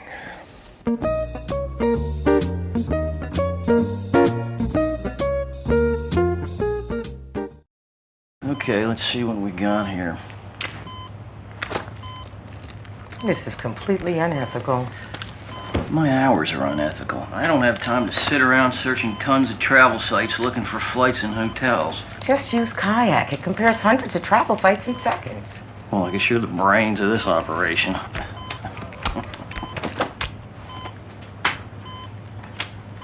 Compare hundreds of travel sites at once. Kayak. Search one and done. In the tradition of the Three Stooges, Abbott and Costello, and the Reagan administration. Roll up flat fires. I'm turning it low. Don't try to get up. We're both fine. I know what I'm doing. Comes a film so confusing. Aren't those numbers clicking violently fast? You're probably a speed reader. Well, you got me there. So bewildering. You can ask yourself only one question. See some experiment that went wrong? What's wrong with this picture? Why don't we step outside and settle this like men? We are outside. Now why don't we step inside and settle this like women? I'm twice the man you are. So is she. And it's driving me mad. Paramount Pictures presents the most provocative. You looked 18, officer, I swear. Controversy. Can you spank me? We can start there. And shocking film of the year. I could make love to you right here and now. Roland, please. Let's keep this on a professional level. Very well, then I'll charge you $50 a pop. Brain donors. This is ludicrous. play. There's too much violence in the movie. It's my environment. We were carrying out orders. The Japanese are buying up everything. Brain donors. The operation is a success.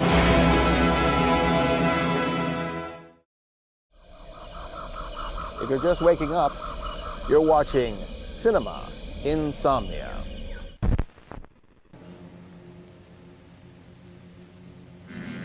Am I so appealing to you now? Still so interested? Doesn't it make you sick? You don't even turn away from me like everyone else does. To me, you're not ugly. I see only beauty in you. You have a lovely body and a face that can be made beautiful again also. Yeah. I've heard that song before. I'm a doctor, I know. My father's one of the leading plastic surgeons. If anyone can help you, we can. I know I can. I've been to doctors. It's no use. The scar tissue's too deep. No one can help me. Now, that was a few years ago.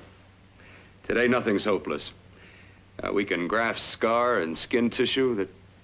Well, we can even freeze areas of the skin and sand away damaged skin tissues.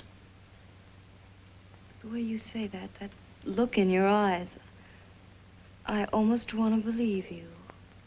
I almost want to believe you. Well, then start believing, hmm?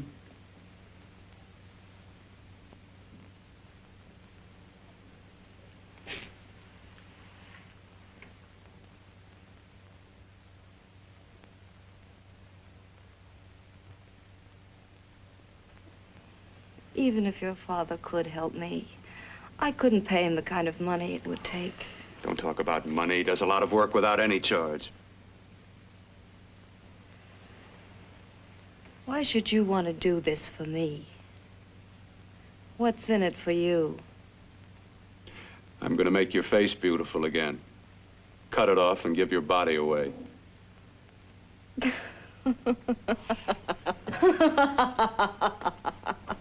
I'm sorry, Bill. I have been knocked around so many times. I've lost count. It's tough living with this. I don't mean to sound ungrateful. Well, because you've been battered around, don't go sour. You shouldn't lose your trust in people. Not all of us. I believe you. I want to. Do you really think something can be done? Only my father knows. Look, we have a country place just out of town. He's visiting for the weekend. I could take you there now for a consultation. You mean tonight? Well, if you'd rather wait till he comes back, if he comes back. No. I mean, he wouldn't be annoyed being bothered with me so late at night. Well, you let me do the worrying, hmm? I'll do anything that'll help me get rid of this face. Well, that's where I come in. Remember the last time I helped you? Where are you going? Who are you calling? My girlfriend. I want to tell her the news. Before you know what the verdict's going to be? You're right. I shouldn't talk until I know what's going to happen. My girlfriend, she's supposed to drop in later. I'll have to leave her a note or something. Well, just tell her you'll see you later. Otherwise, she'll ask a lot of nosy questions. We want to be sure first. Just throw something on, huh? I'll be with you in a minute.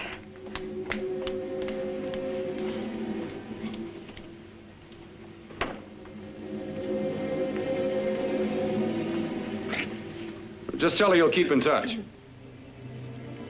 I'll leave it on the table. She'll see it. Had to go out with old friend Bill Courtner.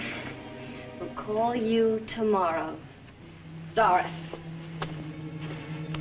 Here.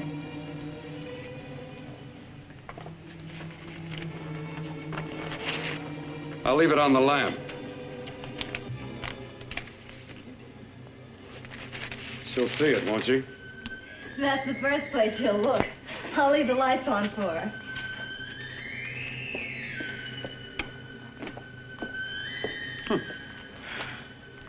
I have waited so long for this. So have I.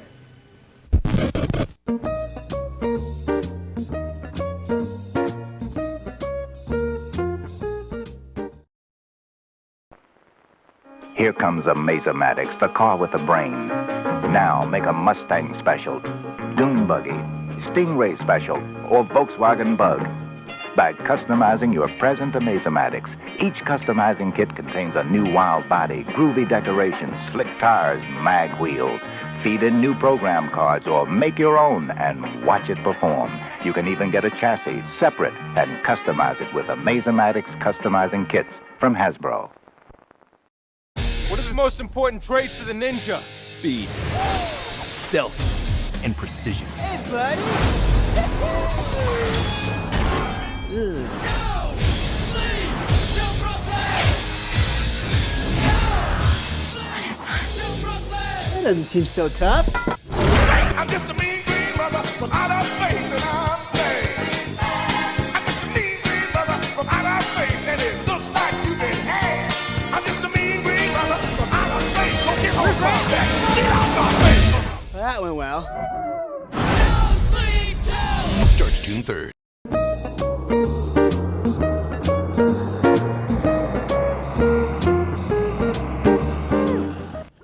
What unspeakable mutant mistake lay in wait behind door number 1? 1 knock means yes, and 2 knocks mean no? I wonder if Star Trek's Captain Pike is behind that door. It's a chilling thought. Let's have another taste of head cheese in movie form, entitled The Brain That Wouldn't Die.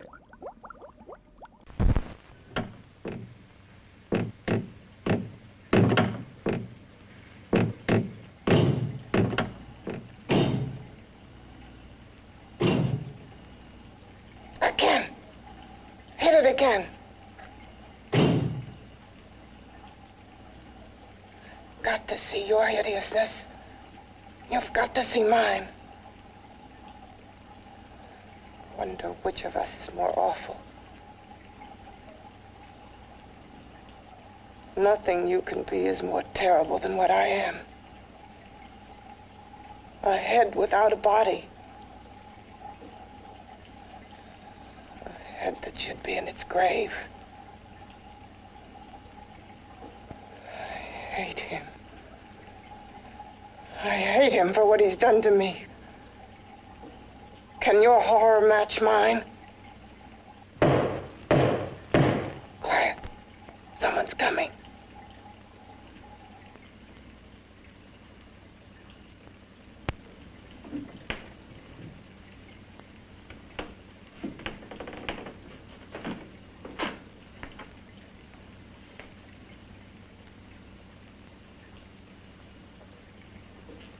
I have come to feed your friend.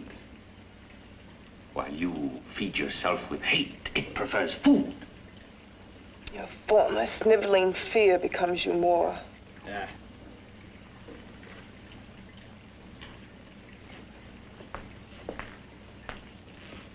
What makes you think I'm afraid of what's in there? Or of you? A mere head in search of a body. People fear what they don't understand and what they can't see. What are you talking about? You're nothing but a freak of life. And a freak of death. Why should I be afraid of a few knocks on a door? But last night you ran. You were afraid of what you imagined lay behind that door. I? Imagined?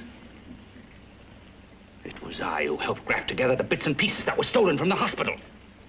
An amputated arm, a leg, a torso. It was I who helped piece them together like a monstrous jigsaw puzzle.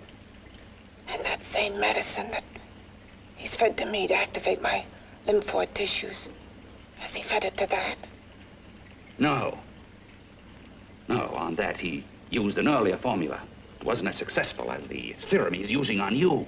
But it was enough to allow the transplants to take. If your experiment is successful,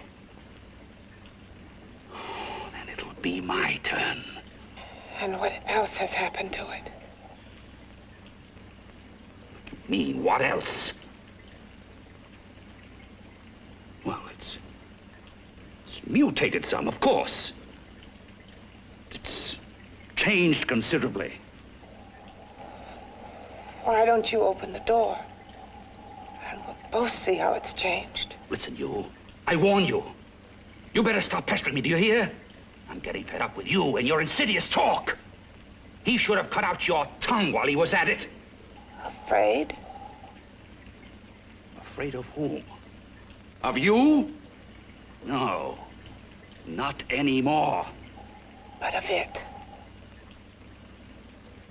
Nor of it.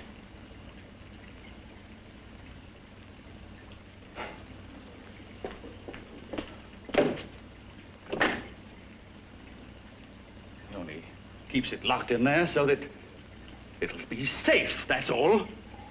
Safe? From me?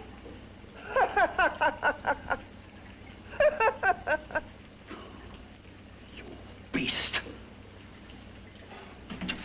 I hope he prolongs your existence into a lifetime of agony. Then we'll see who's laughing at whom. You miserable fool! Put on your blood-o-vision glasses now. Get him!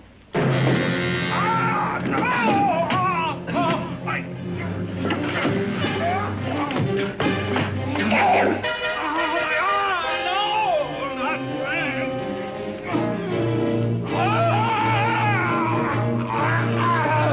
Kill him!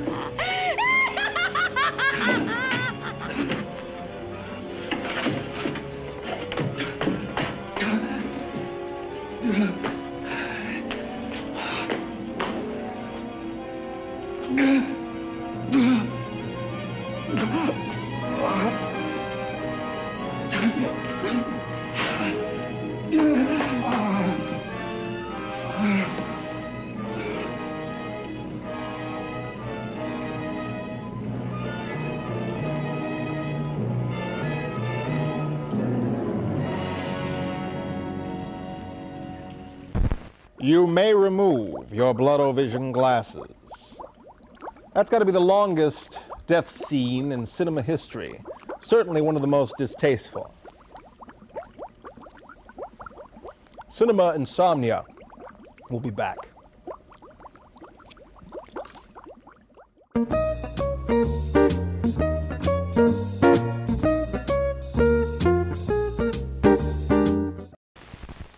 It's all right, ma'am. Don't worry. We found your little boy. Only thing is, what do we do with him till you get here? Gee, Chief, I like it here. Do I have to go home? Hey, Sarge. Yeah? His mother says to give him some Bosco and milk. That'll hold him till she gets here. Oh, boy, Bosco milk. What's Bosco? Bosco is the chocolate syrup that's good for you. It makes the smoothest chocolate drink. Bosco and milk gives extra energy, helps build your muscles, too. Hey, Sarge, how come you know so much? We drink Bosco and milk at home, Chief. The kids love it. I'm kind of stuck on it myself. Well, then, get the kids some Bosco. I need a rest. Bosco and milk. Just a little stirring. Bosco's got plenty of vitamin D, too. Oh, boy, a Bosco milk party. Getting lost is sure fun. What's going on here? Don't worry, Chief. I saved some Bosco milk for you, too.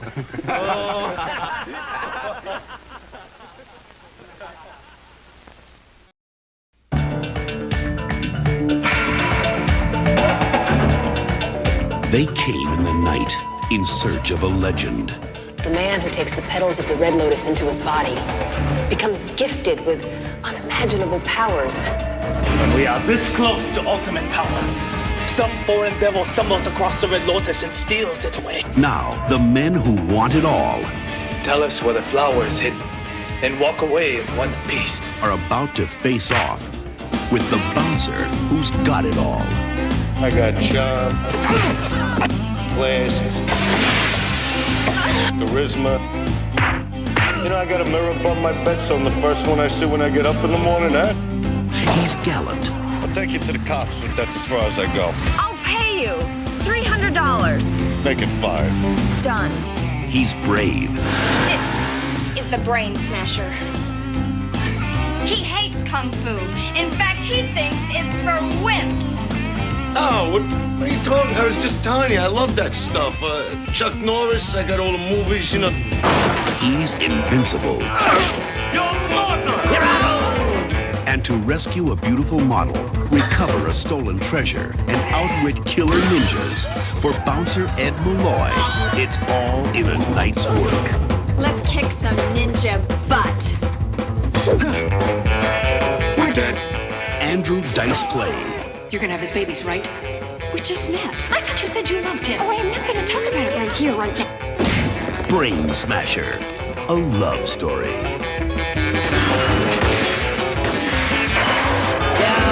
Hey, Woo. End of story.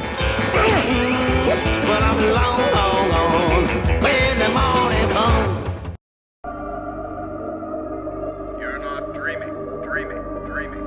You're watching Cinema Insomnia.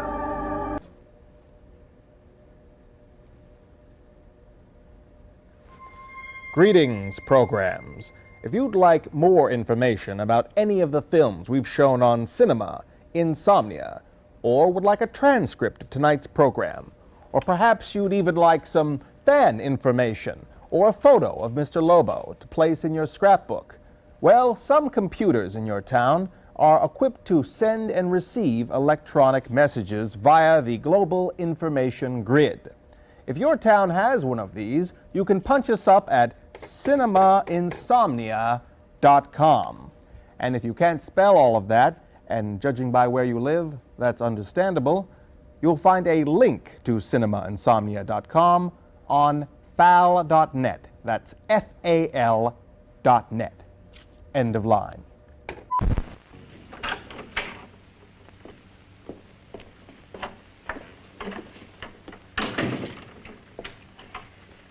You and your father live here? Only on weekends when we want to get away from the city. This place certainly is lonely. Well, the further from prying eyes, the better. I mean, it's nice and quiet here. We can get away from the noise and telephones. Oh, I guess it is. Well, sit down. I'll fix us a drink, huh? My father should be back soon. You mean he's not here now? Oh, come on now, Doris. Do I look like a maniac who goes around killing girls? Now, you've got to learn to trust people. You know, people like me, really. I'm sorry. I trust you. I trust you with my life. Well, I can't ask for any more than that. I'll be right back.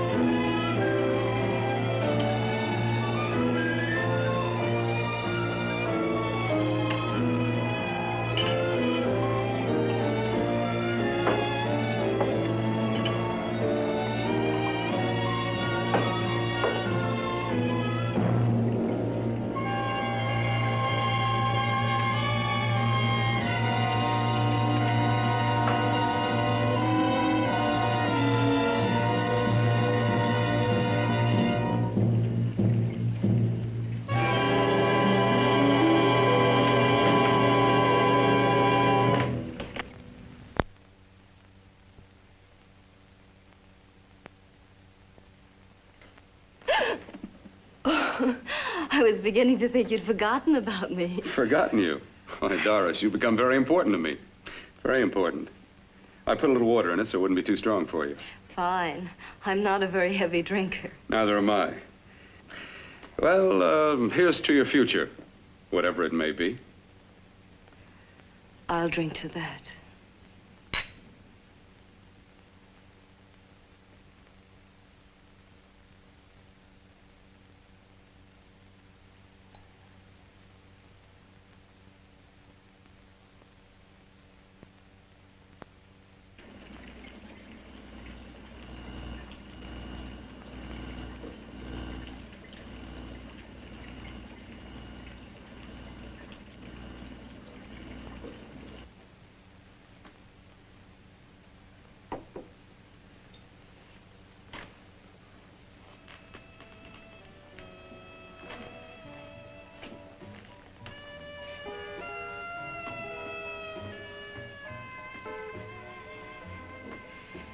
It's getting awfully warm in here.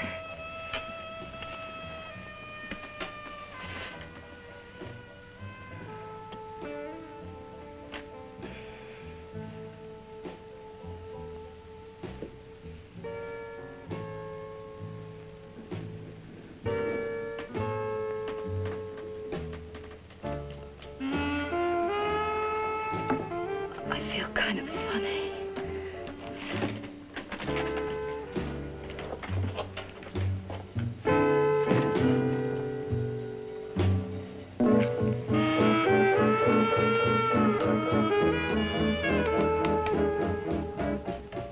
Bill, you put something in my drink, didn't you?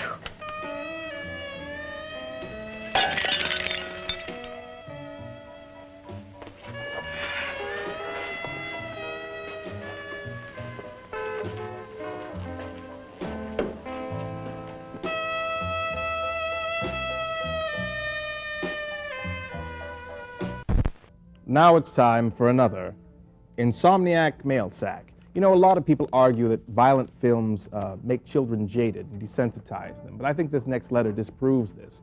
This is from Liam Felcher of Nevada City. It says, "Dear Mr. Lobo, I was up all night Saturday because I was sick. Your movie was too scary. Now when I close my eyes, all I see is blood.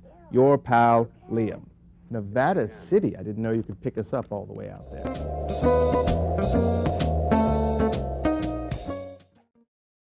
Hello? I'd like to order french fries, a burger, and a milkshake. This is a library.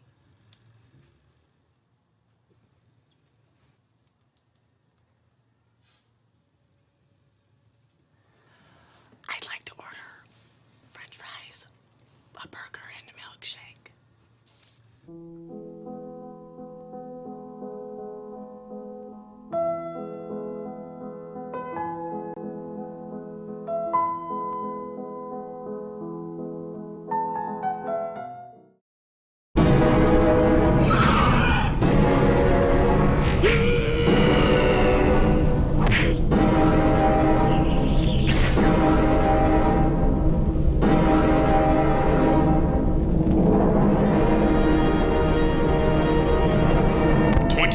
Very short hours before planet Earth is sliced and diced into a smorgasbord of horrors. You're the last hope any of us has to survive.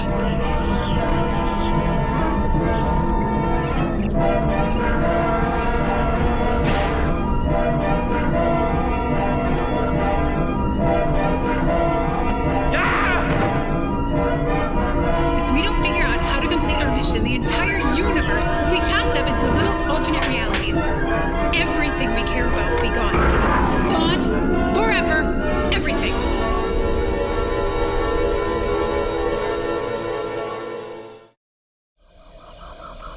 If you're just waking up, you're watching Cinema Insomnia. I'm ready to come over there and perform the transplant surgery. Do you have a host subject ready? It depends what you mean by subject. You mean like a basket? A human body, you dope. A plant with a human body? Yes. What do you think I've been insinuating all night? You and your companion, Miss Mittens, can go anywhere, do anything. You just need to provide a gorgeous body, and I'll do the rest. I think I know where I can find one. While Mr. Lobo betrays the laws of science and nature, enjoy the final reel of The Brain Wouldn't Die. Oh, nurse, I need your help with something.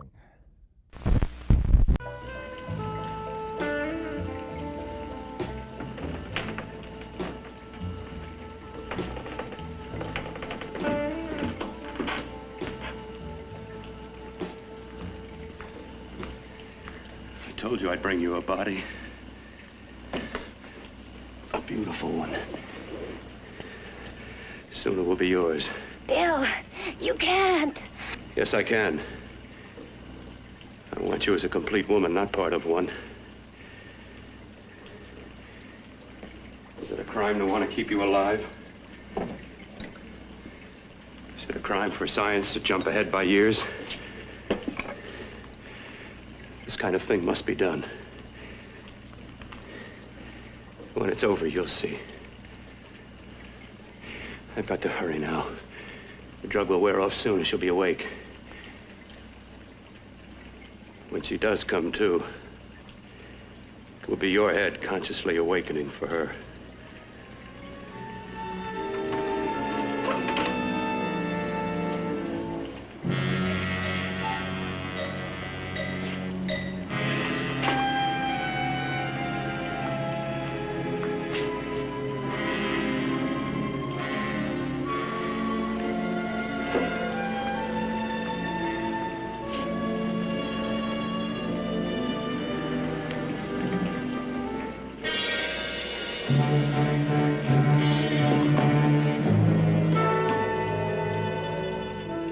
You must be stopped. You must. And who's going to do it? It's got to be quiet here. Can't stop me. Very well.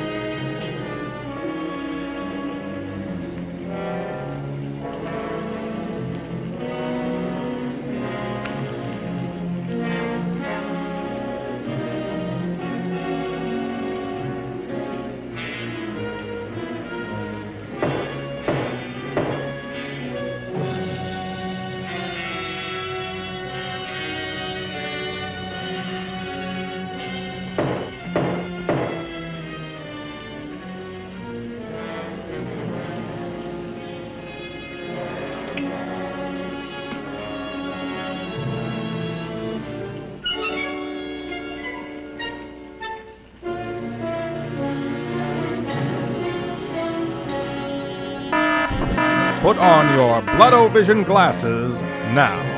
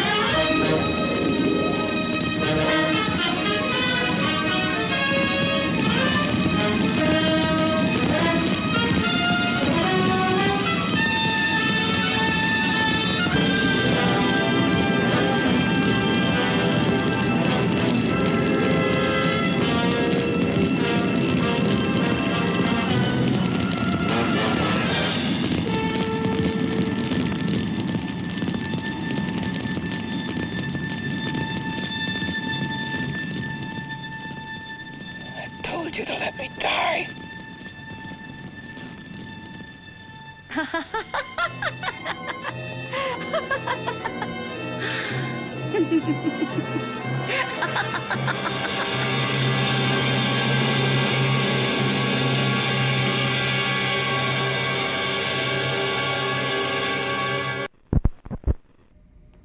Scary.